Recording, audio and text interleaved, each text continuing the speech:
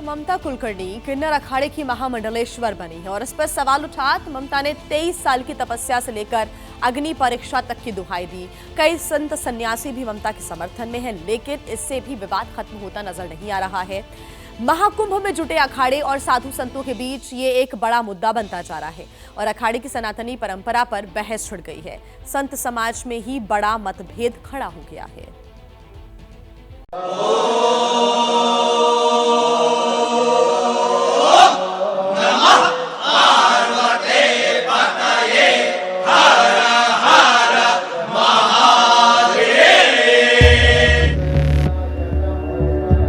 जिसने सांसारिक जीवन से संन्यास लिया, जिसने गुरु से दीक्षा ली, जिसने विधि पूर्वक अखाड़े के नियम कायदे का पालन किया, उस पर ही अब साधु संतों के तीखे बाण चल रहे हैं। किन्नर अखाड़े की महामंडलेश्वर श्री यमाई ममता नंदगिरी यानी ममता कुलकर्णी सवालों से घिर चुकी हैं। प्रयागराज महाकुंभ में ममता को लेकर विवादों का एक नया अध्याय खुल गया है। उसको 5-10 साल सेवा करानी चाहिए थी, अपनी सभ्यता और संस्कृति का ज्ञान देना चाहिए था। आपको बहुत उत्साह है, संख्या बल बढ़ाने का उत्साह है, तो आप बहुत सी कथावाचक हैं, आप उनको अपने साथ में रखिए, उनको महामंडलेश्वर बनाइए। ममता सनातनी सन्यासी हो चुकी हैं, लेकिन वो सनातनी परंपरा के प्रहरी कहे जाने वाले साधु संतों के ही निशाने पर हैं। ममता के महामंडलेश्वर बनाए जाने का विरोध शुरू हो चुका है, लेकिन क्यों? क्या ममता ने सनातनी परंपरा का उल्लंघन किया है? क्या ममता ने अखाड़ा की मर्यादा भंग की है? क्या ममता महामंडलेश्वर पदवी के योग्य नहीं है? क्या ममता को संन्यास लेने का अधिकार नहीं?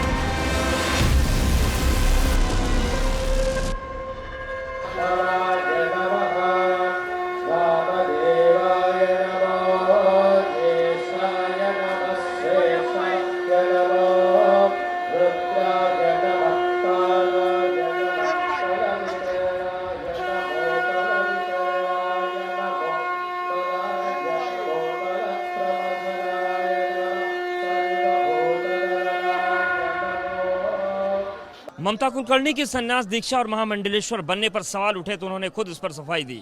उन्होंने कहा कि उन्होंने 23 साल तक तपस्या की, गुरु से दीक्षा ली, हर परीक्षा को पास किया और उसके बाद उन्हें उस साधना का सर्टिफिकेट मिला है। 23 साल ध्यान किया, तप किया, भक्ति की, मेरे गुरु की, भगवान की, महाकाल महाकाली की, मैंने काफ़ी भक्ति की। अन्न त्याग दिया था, अपना वैभव जीवन त्याग दिया, बॉलीवुड त्याग दिया। उस तपस्या का फल महामंडलेश्वर कि मेरे को उपाधि भी मिली है। ममता ने किन्नर अखाड़े की महामंडलेश्वर आचार्य लक्ष्मी से दीक्षा ली है।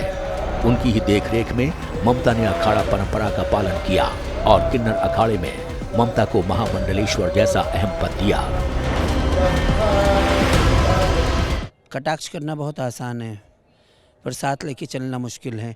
आज उनके पास चली जाती ममता जी तो वो अच्छे रहते, हम बुरे हो जाते हैं ना।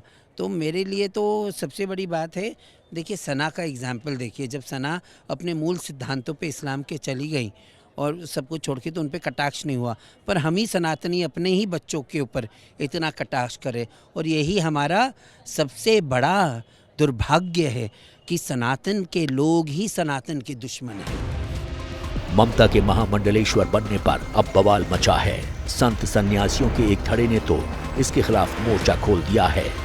सबसे पहले सवाल ये उठा कि ममता एक आम महिला है, तो फिर वो किन्नर अखाड़े की महामंडलेश्वर कैसे बन गई?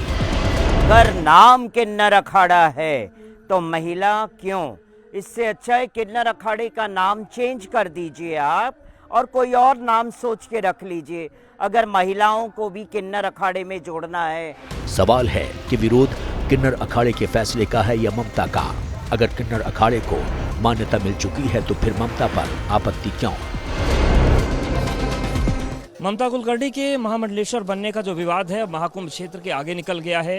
पहले महाकुंभ क्षेत्र में बहस तीखी हुई थी, अब बागेश्वर वाले धीरेन्द्र कृष्ण शास्त्री ने भी सवाल खड़े कर दिए हैं। जब तब का एक स्टेप है, स्पष्ट रूप से ऐसे मत में नहीं है कि हम किसी को भी उसके प्रभाव में हम उसको साधु या मंडलेश्वर या महामंडलेश्वर नहीं कह सकते हैं, जब तक उसके अंदर वह साधुत्व संतत्व प्रकट ना हो जाए।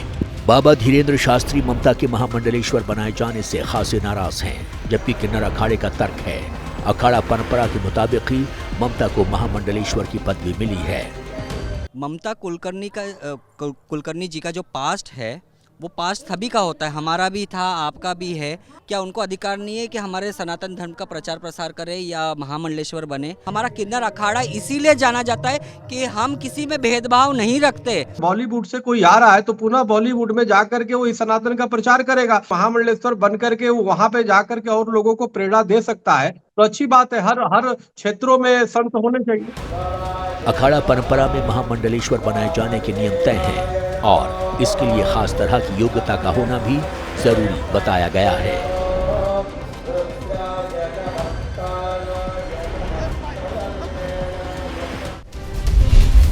महामंडलेश्वर बनने की परंपराएं होती हैं। आज हम भी गुरुद्वारे से जुड़े हुए हैं। पहले गुरुओं के नीचे हम सेवा भाव करते हैं और सनातन का ज्ञान लेते हैं, तब गुरु दक्ष समझकर अपने शिष्य को कहीं महंत बनाता है, कहीं श्री महंत बनाता है। ये तस्वीरें उस वक्त की हैं जब ममता के पट्टाभिषेक के बाद उन्हें किन्नर अखाड़े में महामंडलेश्वर की पदवी दी गई। इस दौरान दूसरे अखाड़ों के कई साधु सन्यासी मौजूद रहे, लेकिन अब अखाड़ों से ही ममता के खिलाफ आवाजें उठ रही हैं।